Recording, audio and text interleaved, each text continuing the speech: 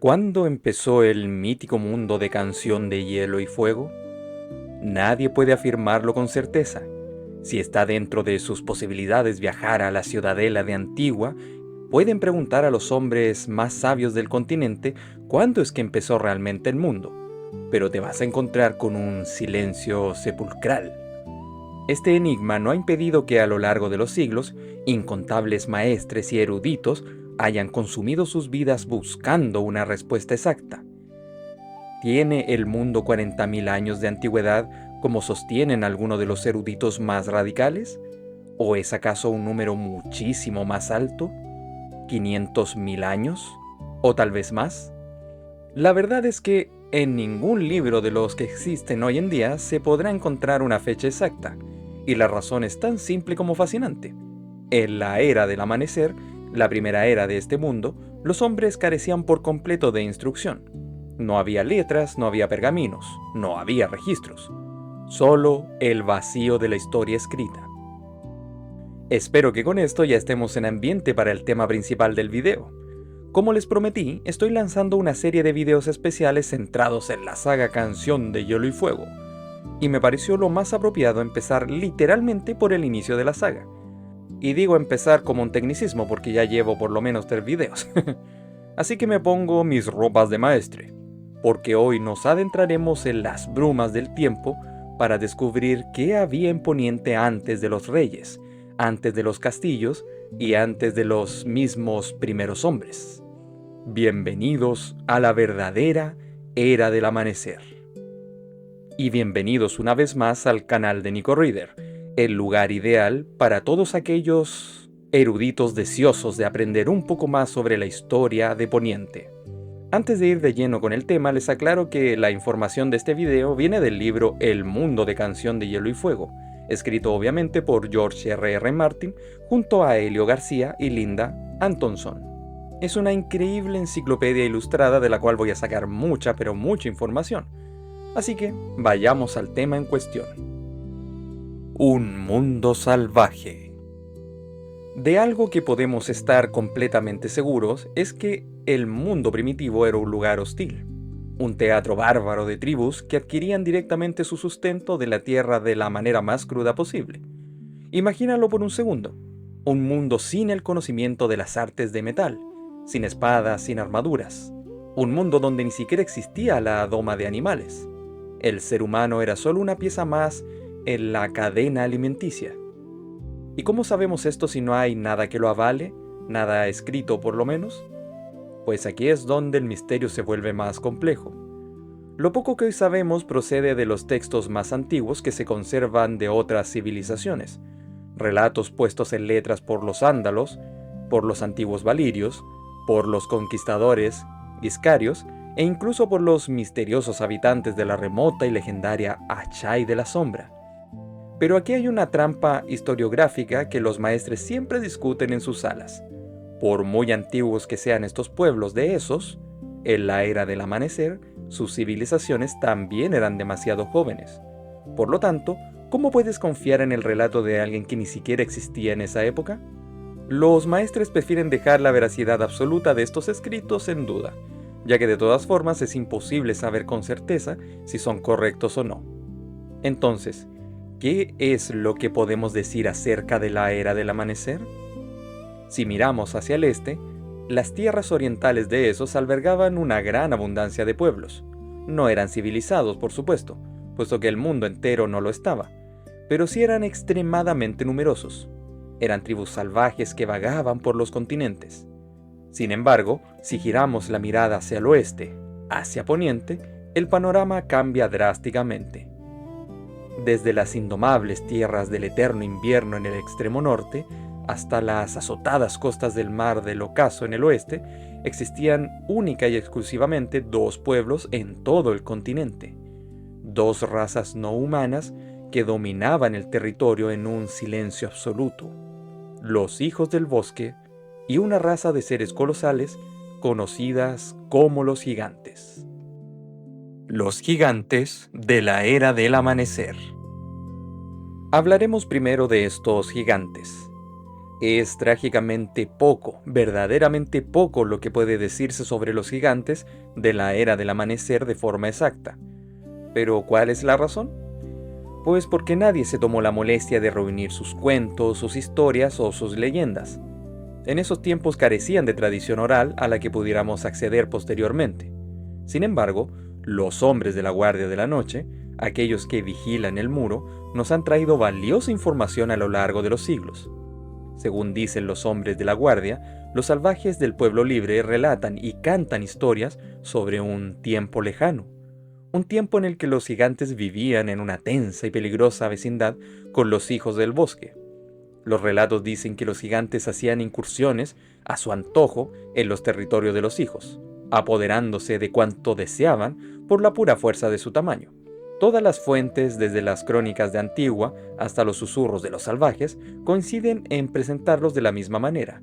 Eran seres enormes, poseedores de una fortaleza descomunal, pero de muy escasa inteligencia. Eran seres simples, pero brutales. Pero cuidado, no hay que dejarse engañar por los cuentos de las viejas sabias. Gracias a testimonios fidedignos de los antiguos exploradores de la Guardia de la Noche, quienes fueron de hecho los últimos hombres en ver a los gigantes cuando aún vivían en comunidades reales, sabemos una verdad anatómica impactante. Los gigantes no eran simplemente hombres de gran tamaño, como te los pintan en los cuentos infantiles o en las canciones de los bardos. No.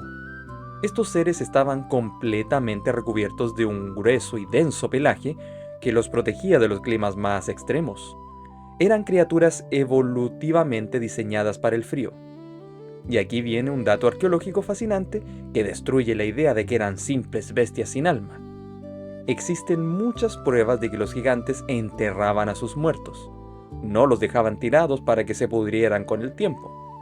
Esto consta formalmente en las investigaciones del maestre Kenneth, plasmadas en su célebre libro Pasaje de los Muertos.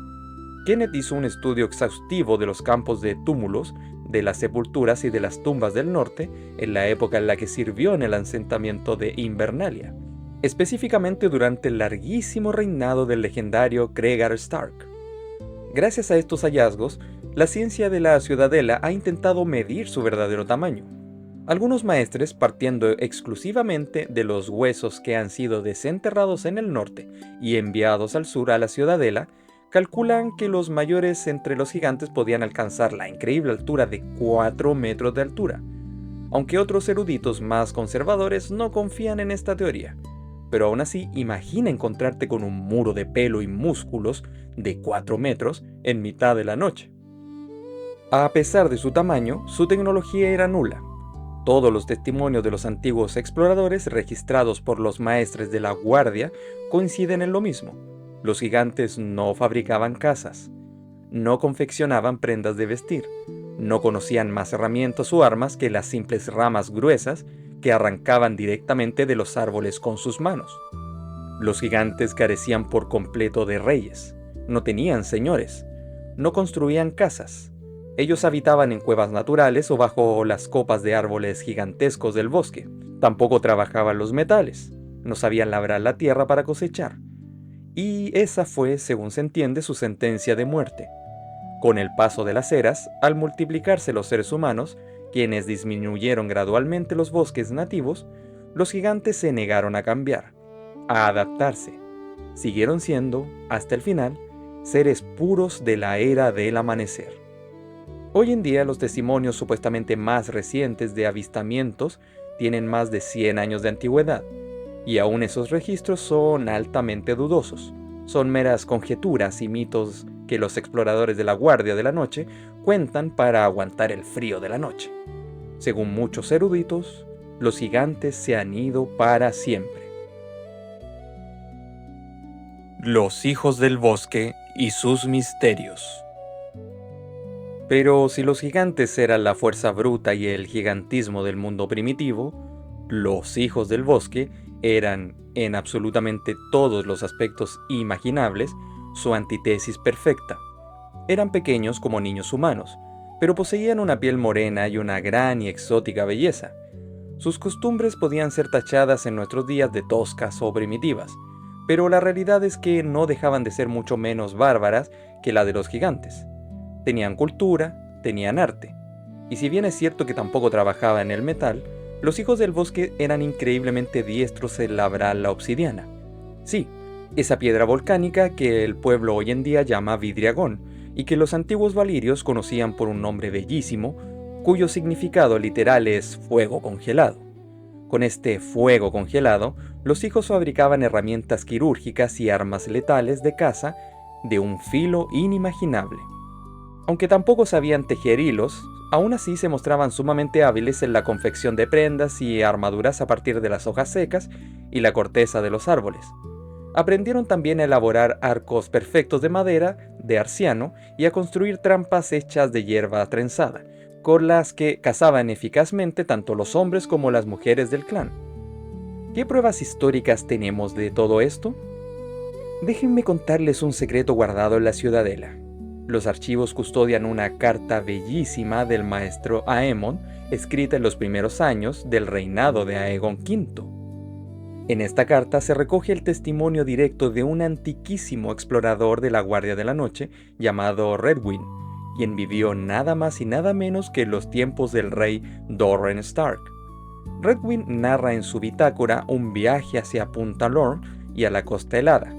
El texto relata cómo el explorador y sus acompañantes tuvieron que luchar a muerte contra gigantes enfurecidos, pero también relata cómo lograron comerciar pacíficamente con los hijos del bosque. En su carta, el maestre Aemon asegura haber hallado diversos testimonios de la misma índole al examinar los archivos del Castillo Negro, otorgándoles total credibilidad.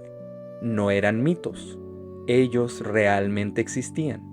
Se dice popularmente que sus cantos y su música eran tan hermosos como ellos mismos, aunque desgraciadamente hoy en día no se recuerdan sus canciones, con excepción de algunos pequeños fragmentos que nos han llegado desde la más remota antigüedad. Por ejemplo, el libro Los Reyes del Invierno, o Leyendas y Genealogía de los Stark de Invernalia, escrito por el maestre Childer, contiene un fragmento de una balada que data supuestamente de la época en la que vivió Brandon el Constructor. El fundador de la casa Stark pidió ayuda directamente a los hijos del bosque durante la creación del gigantesco muro de hielo. El texto cuenta que Brandon fue llevado a un lugar profundamente secreto en las entrañas de la tierra para reunirse con ellos. Al principio, el rey del invierno no pudo entender absolutamente nada de su lenguaje. Es un idioma descrito de forma poética como el sonido del canto de las piedras de un arroyo, o el susurro del viento entre las hojas, o el golpeteo de la lluvia sobre el agua. Un lenguaje conectado a la naturaleza misma. Y esto nos lleva al centro de su cultura, su religión. Los hijos del bosque veneraban a esos dioses sin nombre que, con el paso de los siglos, acabarían siendo adoptados por los primeros hombres, las incontables deidades de los ríos, de los bosques y de las piedras. Fueron los hijos quienes tallaron pacientemente los rostros en los troncos de los arcianos. ¿Pero por qué hacían esto? Tal vez para dar ojos físicos a sus dioses, para que las deidades pudieran ver cómo sus hijos les rendían culto en el mundo material. Sin embargo, hay quienes dicen, con un poco fundamento, que los verdevidentes, es decir, los sabios y los líderes de los hijos, eran capaces de ver literalmente a través de los ojos de los arcianos esculpidos. Supuestamente, la prueba de que esto era real radica en que los mismísimos primeros hombres lo creían fervientemente. El miedo paralizante de los hombres al ser espiados por los verdevidentes a través de los árboles los llevó, en una campaña sangrienta, a derribar gran parte de los árboles tallados y de los bosquecillos de arcianos en todo el sur de Poniente. Ellos querían privar a los hijos de esta ventaja táctica en la guerra. Pero claro, los maestres de la época moderna son más escépticos. Argumentan que los primeros hombres daban crédito a supersticiones absurdas que serían olvidadas por sus descendientes.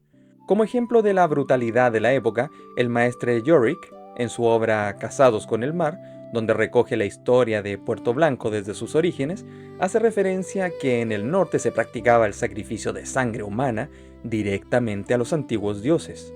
Estos sacrificios de sangre no son un mito de la era del amanecer. Era la realidad del norte hasta hace tan solo 5 siglos. Ahora bien, No pretendemos con esto negar que los verdevidentes conocían artes místicas que hoy desconocemos totalmente.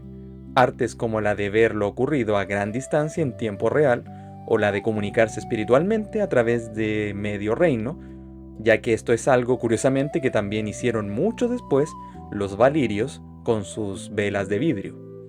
Pero se cree que muchas de estas proezas eran exageradas o poco realistas. Contrariamente a lo que sostienen ciertas fuentes de fantasía, los verdevidentes no eran capaces de transformarse físicamente en animales.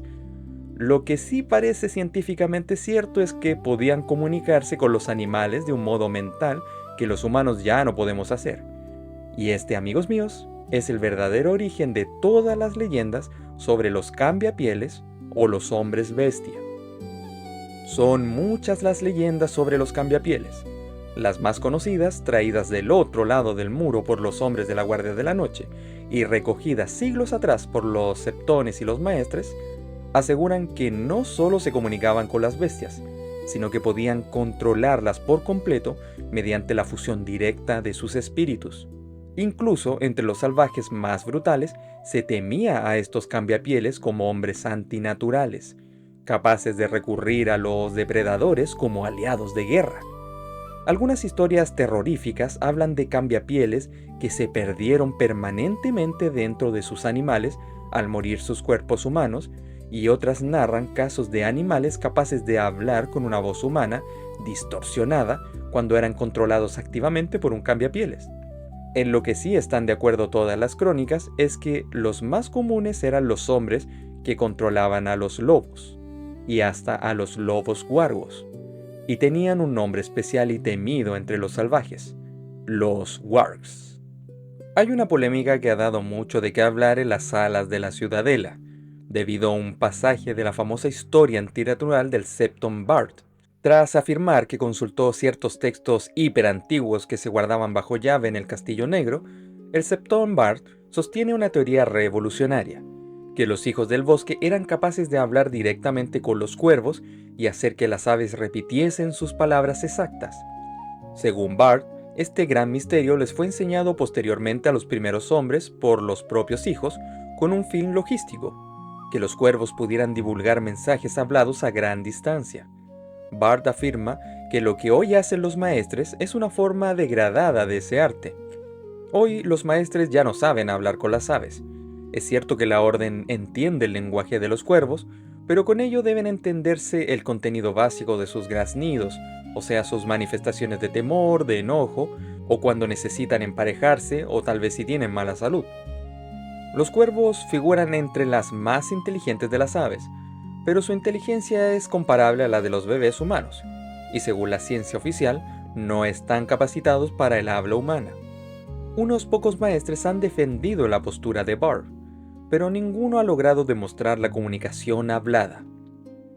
También cuenta la leyenda de que los verdevidentes poseían la facultad de escudriñar el pasado y ver el futuro, pero la magia es engañosa. Sus visiones de lo que vendrá suelen ser poco claras y a menudo tramposas.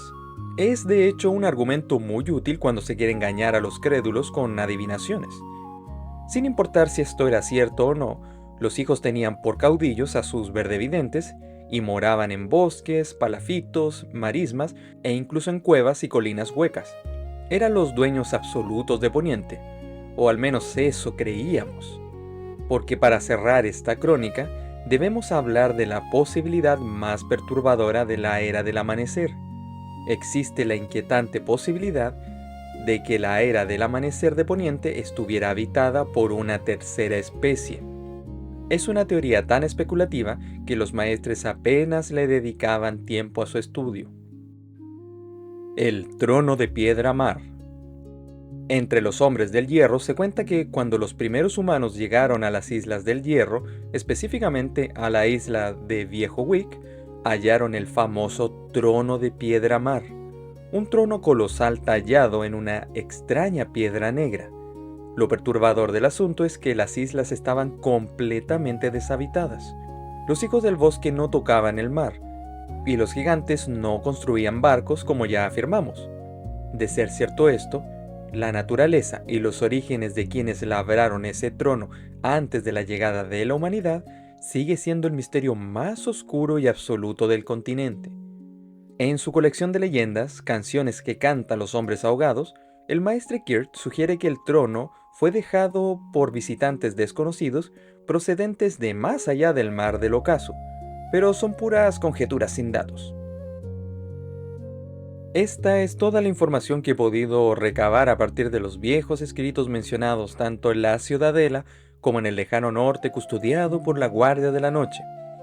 El misterio detrás de la Era del Amanecer es una fuente interminable de teorías y estudios que muchos eruditos han intentado descifrar, y en lo personal admiro su trabajo. Mas no quiero dedicarme exclusivamente a indagar en esta era, ya que hay muchas otras de las que quiero hablar próximamente con ustedes. La Era del Amanecer terminó con la llegada de los hombres y las guerras, pero sus secretos, sus verdaderos secretos, permanecen enterrados bajo las raíces de los árboles que aún recuerdan cómo empezó el mundo. Con este pensamiento los dejo por ahora. Espero que les haya gustado este vistazo al pasado de la historia de Canción de Hielo y Fuego. Si es así, ya saben cómo pueden demostrarlo. Les agradecería su generoso like. Suscríbanse si no lo han hecho y no olviden comentar sus opiniones. Los veo en el próximo video análisis, en el que abarcaremos la épica llegada de los primeros hombres a Poniente, y más allá. Se despide el maestre Nico Reader y recuerden, la mente necesita libros como la espada necesita una piedra de afilar si quiere mantener su agudeza.